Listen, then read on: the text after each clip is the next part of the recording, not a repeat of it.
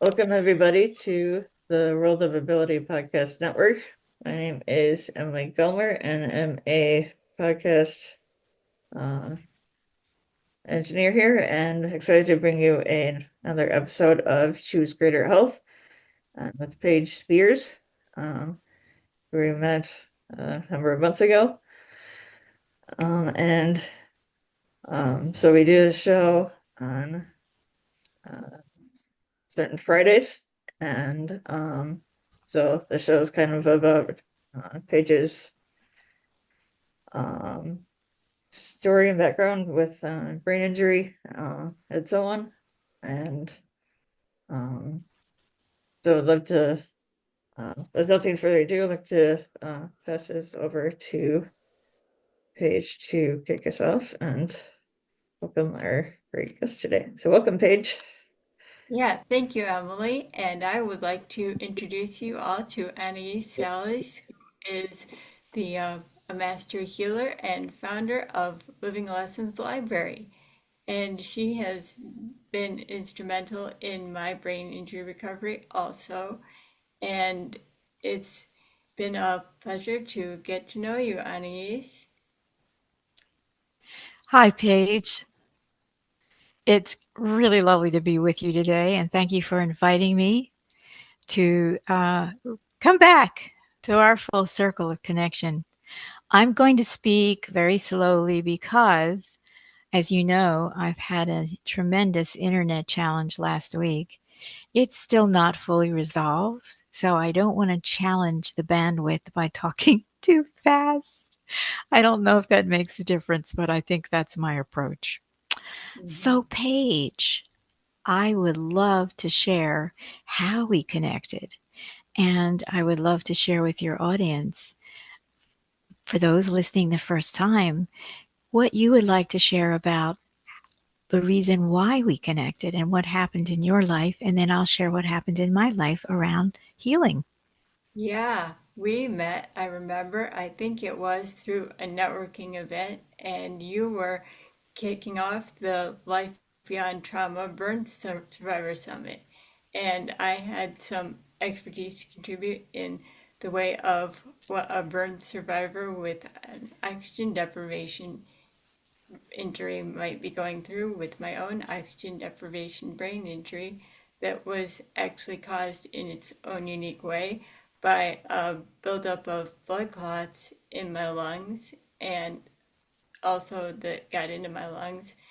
And I'm thinking that that was caused by taking various anti anxiety medications and hormonal birth control for 12 years total. And that was a big challenge in itself with navigating the medical system that just still doesn't understand fully the concept of the microbiome and neurotransmitters and how everything is interrelated.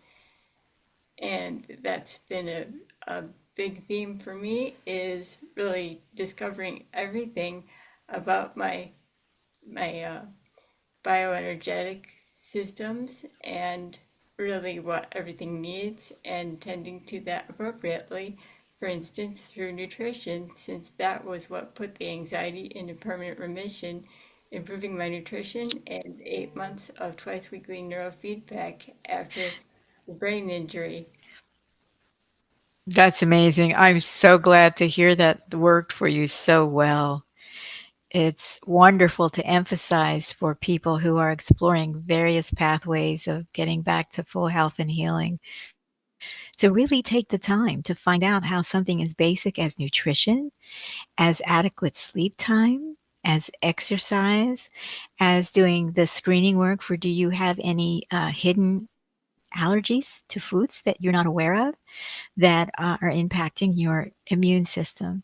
So the more we can take, I would say, rather than control, I'm not big on the word control, but the more we can be in charge, truly in electromagnetic charge in terms of our biofield about the decisions that we make, I think it's really helpful for people.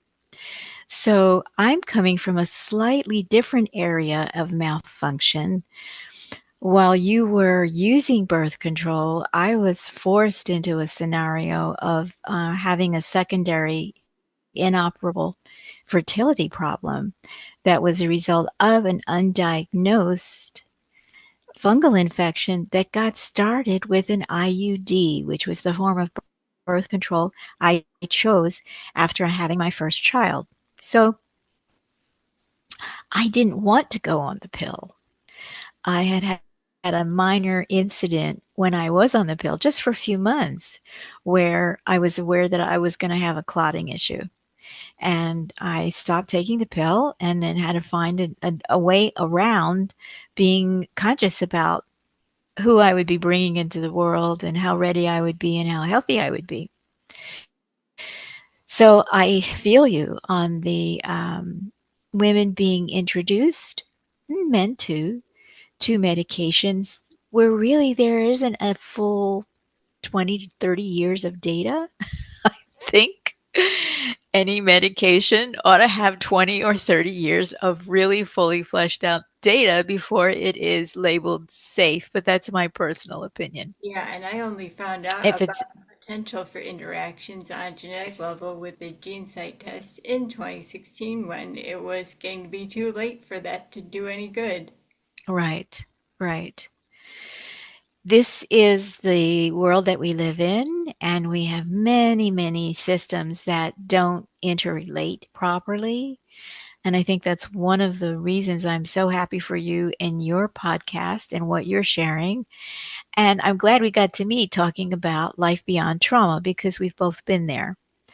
Different trauma, but correlated. So, what happened in my instance was I had this undiagnosed fungal infection for over a year, and it was really impacting my immune system. Now, here's another thing that we encounter when we're starting to be in charge of our health choices. I went to back to a gynecologist, not the gynecologist team that had delivered my first child and got me through my first pregnancy. They were fabulous. They were in Philadelphia. I was living in a small town, Doylestown, and I went to this, talked to some women friends, and they gave me a recommendation for this gynecologist. And I went to have my checkups, and I requested that I wasn't comfortable with the IUD anymore, and that I requested that he remove it because I was just feeling not myself. This was several decades ago, and he refused. He refused my request to take the IUD out of my body. Can you imagine such a thing? Wow. I understood later, I think, what his personal agenda was for his trying to impose his will and control over my body. At that time, I was in an interracial marriage, and those were pretty radical at that time. And I think he really was making his own agenda was, well, you've had one interracial child and that's enough. We don't want you having any more. So I'm not going to help you do that. Okay. So I still began feeling still further unwell, and I went back to him after another month or so. And we had the appointment, and I was very, very clear. And this is part of what's going to happen in my upcoming summit where I talk about stand, stay, or walk away. And that women who are in fireproof situations like you and I have been, we have to know how to be in a position to know exactly in any moment when we take a stand for ourselves or others, when we choose to stay in a situation while we're still getting information and assessing how it affects us and how we feel, and then when we absolutely know it's time to walk away. Well, this was the walk away moment for me when I sat down with him and I said, okay, today you will take out this IUD or you will be hearing from my attorney and I will sue you. How's that for clarity? Mm-hmm. Mm-hmm. Do you think he took it out? What's your Yeah. guess? Yes. Okay. But by that time, it was too late because the fungal infection that had somehow collected around the IUD, which is a copper 7, had already entered my bloodstream. And so I went back to my original gynecologist after having the IUD taken out, and I still wasn't pregnant. Didn't make any sense to me. Pregnancy was getting pregnant and being pregnant was very easy for me. I'm very happy to say. Birth was easy for me. So I went back to my original guys in Philadelphia and I said, let's find out what's going on here because I'm not pregnant and we've been trying for almost a year. Well, Paige, that request resulted in truly physical torture for me. I was given a test that involves pumping carbon dioxide gas up through the reproductive system. And when everything is working properly and your plumbing is lined up as it should be up in there, the gas escapes harmlessly into your diaphragm and gets released. But when both of your fallopian tubes are completely blocked with scar tissue that you know nothing about, torture. I could not believe how painful that was as the gas was being pumped and had nowhere to go but to be stuck inside my reproductive system. The nurse was holding my hand. I was trying not to scream out loud, but I was afraid I was going to break one of her fingers. And she was like, after the test, she was like this with her hand because I had been squeezing it so hard. Well, survived the torture. I'm not kidding. This was, a 100 times painful, more painful than most normal childbirth contraction situation. It was horrible. Pulled myself together. Doctor said, we'll have the results. You'll come back in. We'll figure out what's going on. We'll have some answers. So the second appointment following that test was both of your fallopian tubes are completely occluded with scar tissue. We don't know why. And, I was telling him about the copper 7, and they're saying that's likely the cause. But the end result is you're not going to have any more children because the scar tissue absolutely will not allow ovum to get down into your uterus. And if there happen to be any happy, willing sperm there, they're never going to meet now. So you are off the reproductive table. And with the level of scar tissue that we saw from the results of your test, it's inoperable. Even with laparoscopic surgery, at best we would be able to do would be to clear 80% of it, and that would leave you at a 20% risk for an ectopic pregnancy, which is when an egg and sperm fertilize, but instead of it being nested into the uterus, it's nested into one of the fallopian tubes. And as it grows, it explodes the fallopian tubes, and women bleed to death. Quickly, very quickly. How's that for some great surprise news when you're 24 years old? Yeah, terrible. Yeah, it was really bad. I was heartbroken because I had a now 3-year-old child I adored. I was so happy being a mom, so happy being a wife and homemaker. Well, that wasn't the end of that story because the systemic fungal infection got into my bloodstream. And so we just bought our dream home in Vermont and we just moved. And I knew because I woke up the morning we were moving and I was going to be doing a 7-hour drive. We were taking a truck and I was driving our car with my son and my husband's cousin in it. She was being a mom's helper for me. 7 hours. And I woke up that morning blind in one eye, in my right eye. And another moment of, oh, what is really going on here?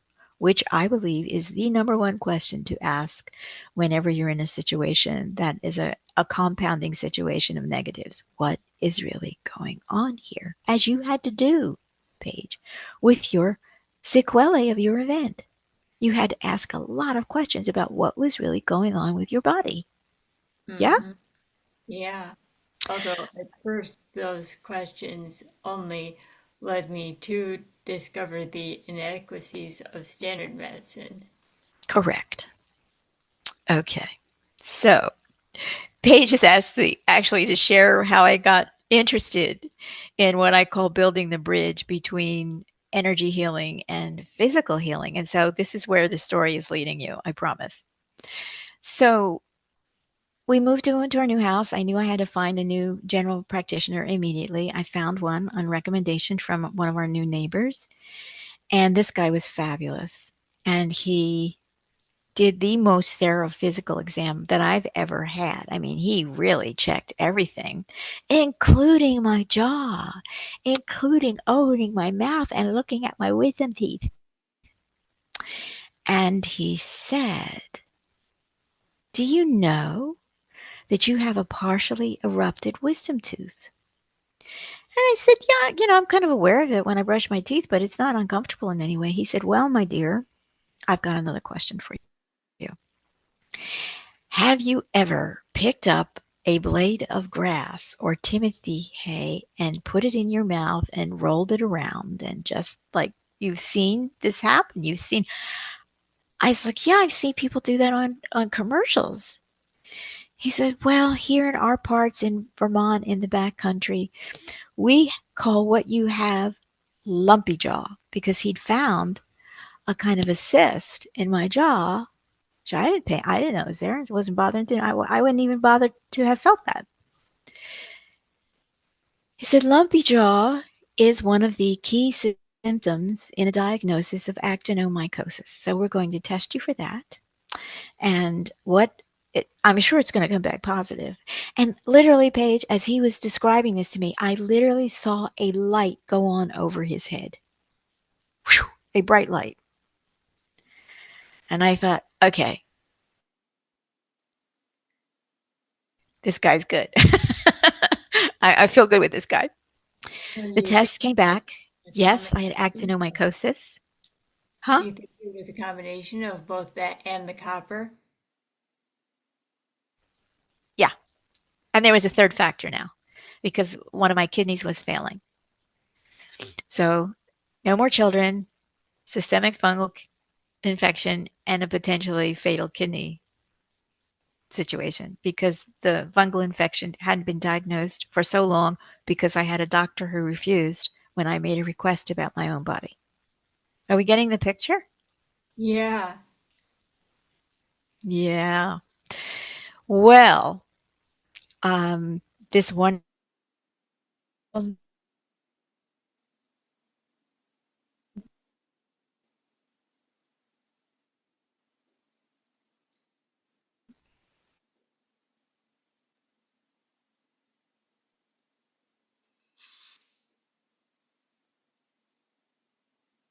medication, You're back again, I think. I yeah, lots of things. I took the medication, but I was completely unable to work. I was listless and laying literally at that time in our house. I would get a fire belt in the fireplace and lay down on the sofa. And that's all I could do until my husband and son arrived back at the end of the day when I would drag myself up, make dinner, not be able to clean up dinner. My husband had to do that. And then I would get our little one ready for bed. And during this period, I had both an out of body and a near death experience in which it was very clear to me that I might not pull through. And I was given the opportunity in the near death experience to decide whether I wanted to come back and carry on with life as we know it, or whether I wanted to stay where I was in the beautiful, spacious void as clear, conscious air. It was very tempting to stay because in that environment, I immediately remembered that everything is made from love and from source connection. And I was ecstatically happy again after having been quite unhappy for a number of years. Well, I thought about my little 3-year-old guy, and I thought about him suddenly not having a mom, and I thought about him growing up without a mom, and I thought about our relationship, and I thought, no, I can't volunteer for that. I'm going back, and we'll see what unfolds next. So I came back out of that experience. And what unfolded next was I began to get internal guidance, beautiful inner, like inner instructions, inner vision of tiny little me in my body, a tiny little version of me, a microscopic version of me that could go anywhere through any body system, really into any cell, and do cool stuff. Now, I had not heard about this anywhere. I had not read about it anywhere. This was all coming from internal awareness. I'm sure it was a gift they gave me while I was out of my body. But I began to use it, and I was given a very clear instruction on what to do vis-a-vis a visualization of my fallopian tubes. And the instruction was just visualize a tiny little you at the top of your fallopian tube, and you're on a sled. I loved to sled when I was a kid. And the runners on your sled are actually scalpel blades. And so what you're going to do is you're going to slide down your fallopian tube from the top to the bottom. And then you're going to go up to the other one and slide down from the top to the bottom. And this is going to be fun. And you're going to enjoy sliding through your fallopian tubes. And you're going to do this 3 times a day for 5 minutes. I had plenty of time. And I have a great imagination. And so I did this. The result of this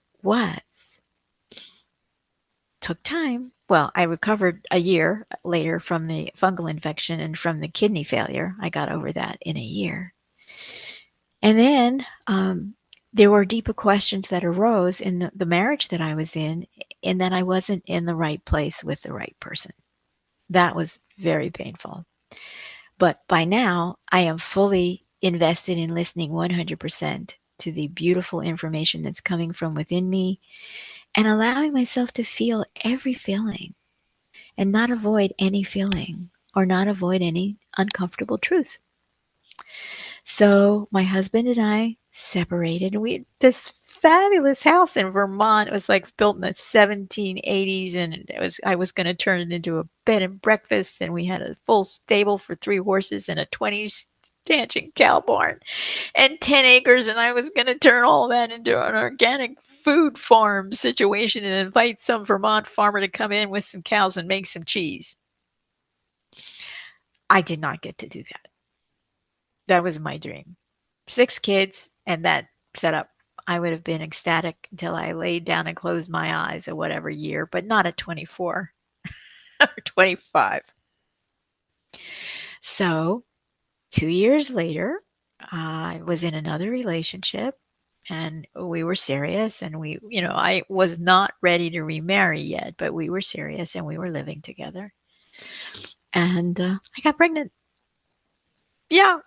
And I did have another child. Yeah. So that little journey combined with allopathic medication worked. And that's how my interest in the intersection between spirituality, science, medicine, and self-empowered healing began. That's when it began, Paige. So it's a long answer, but there you have it.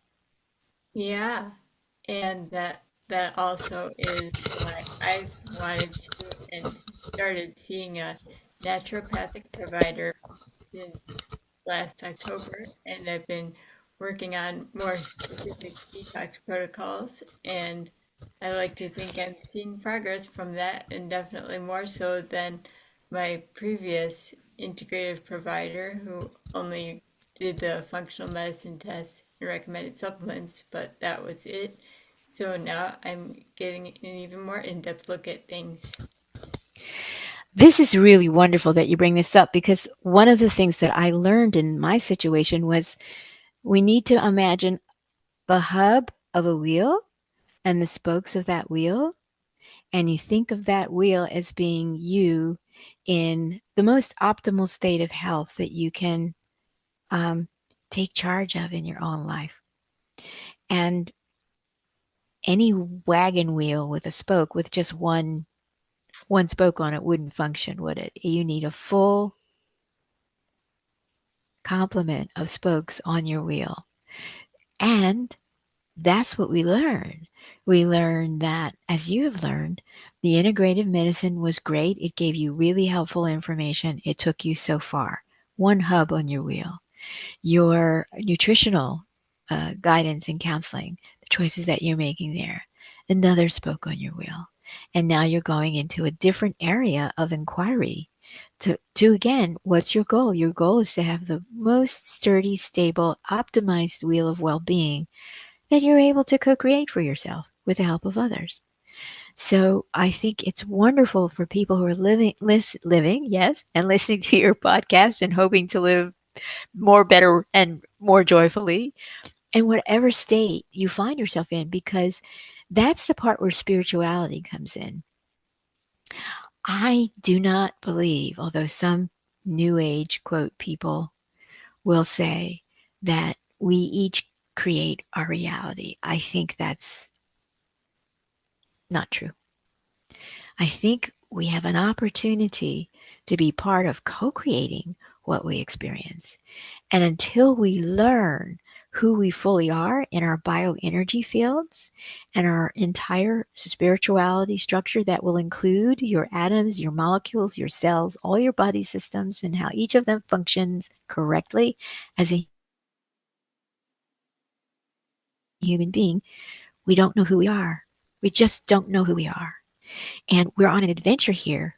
Whatever our bodies are doing or not doing, the adventure is to find out, to learn, and to become a more conscious collaborator and co-creator in bringing you forward every day into a life experience that is full of meaning for you, and that's unique for everybody, full of brilliant resilience. Paige has demonstrated uh, the brilliant resilience that she's engaging every day with every decision that she makes. And what I call your birthright bliss. We all got into a body through a moment of bliss. Your mom and your dad, maybe they had bliss together, maybe only one of them had bliss, but somebody had some bliss. And we are the result of that moment of interaction. That's part of our birthright. When you plug into your own brilliant resilience and your birthright bliss, and you begin to ask really great questions when you're feeling something's not quite right, that's the first place you've got to start asking the questions. What's really going on here? Is when you have that little sense of, something's not quite right. And it can show up in the most subtle of ways.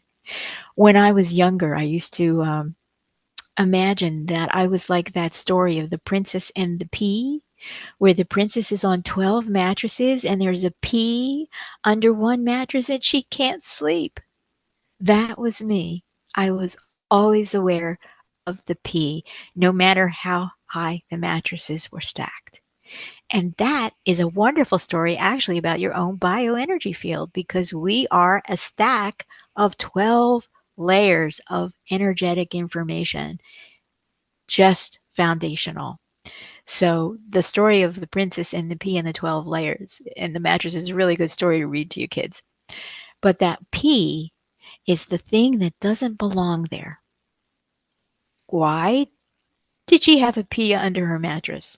Who knows? Who knows how it got there? What was important was that she felt it and that she wasn't satisfied until she got rid of the pea. And then everyone in the kingdom was happy because she was no longer super grouchy and unpleasant to be around because she couldn't sleep. Straight up, right? Sleep is very important. So that's what paying attention to what your body, your human body, and all of its beautifully complex, well orchestrated, organically interrelated body systems This is a tremendous gift for you in terms of what you have as the life choices that you get to make. Your body is your best friend. Even when, and I will emphasize this, even when any one of us is born with a particular very unique physical deficit, that is no way an indicator of your not being able to live through your own unique, brilliant resilience and bring your most priceless gift to the world, to humanity, to your community, to your family. That is not a stopping point unless you become one. You let it become one. Now, I know so many people, as do you, Paige, who do phenomenal things with what other people would consider the quote, less than perfect body. Let me tell you, nobody has a perfect body. Let's be really clear about that. Nobody. So let's take that off the table.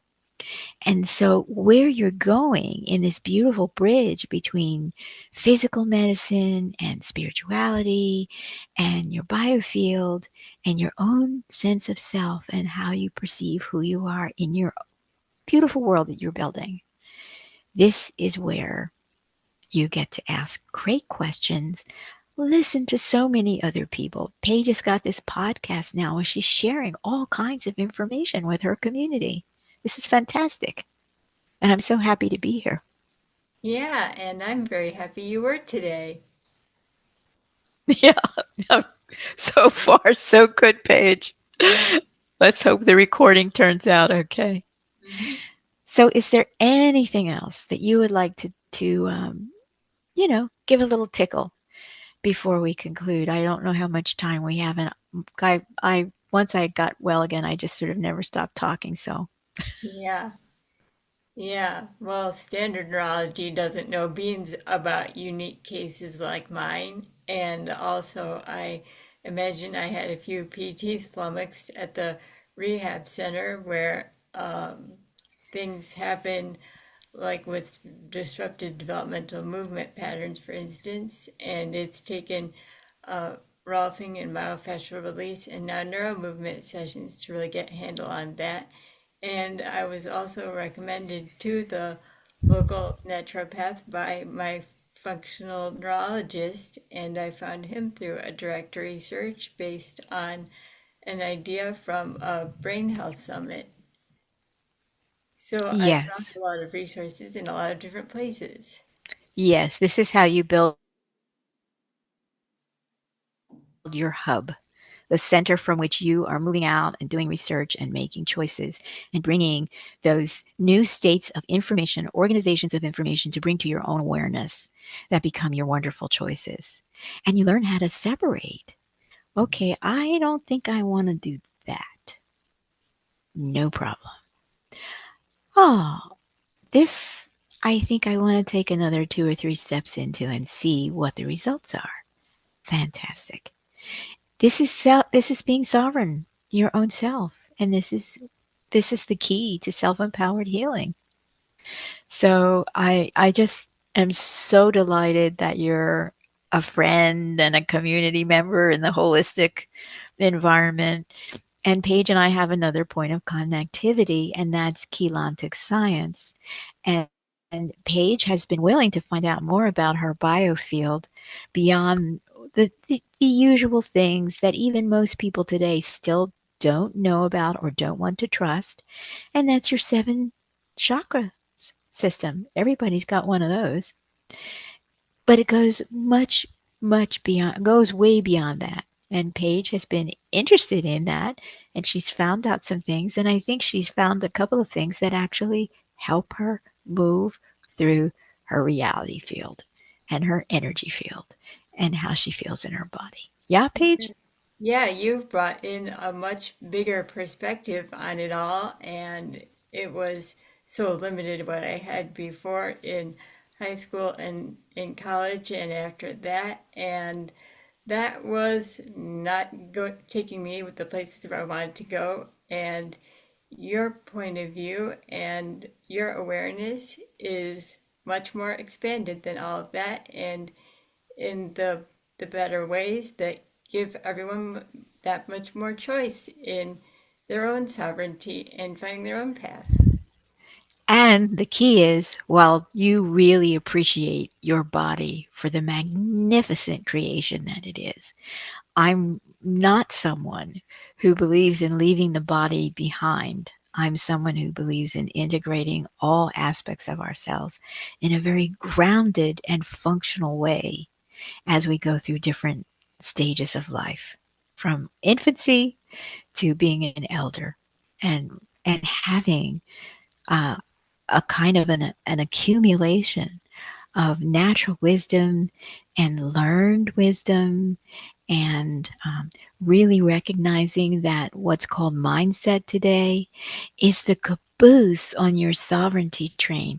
It's not the engine. And so many people today are making the error, I am quite sure of thinking that mindset shifts are what it's all about. Those do not last, because the way your energy field is constructed, they cannot last. And so when we understand that that belongs to the back end of your process of transformation, your mind is there to serve your heart. Your heart is actually the engine of your life train and your Yeah, powertrain. that's it. Make sense? Yep. Okay. So thank you, Paige, and people will be able to find where I am. I'm also the founder of Living Lessons Library, which is a holistic center of learning and includes information about chelantic science. And I have produced an innovative holistic product line, and we have wonderful, wonderful opportunities for people. And we do offer membership. So there are lots of resources, and I'm sure Paige will put that in the podcast notes. And thank you for doing that, Paige. How to get in touch with me? I've also used the essences Anaiis has co-created, and that's been beneficial in my journey as well.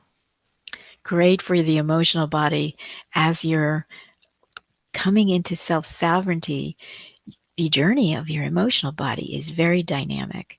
And so part of my product line is to help make that journey smoother as you stop going into these highs and lows and sort of being jerked around as if somebody's got you on a collar and a lead, and you can't go where you want to go emotionally. You can get yourself in flow. So yes, that is one of the ones. It's one of my favorites. I used Golden Flow before we had this talk, so I feel pretty good. And I did your Sacred Master Key meditation before this. Well, thanks. Okay, good. All right, Paige, is there anything else you want to cover other than to wish everybody who watches your podcast open ears and an open heart and an open mind? That's a good last tip to leave everyone with. Okay. Ta ta. Take care, Mhm. everybody. Be safe, be well, be happy.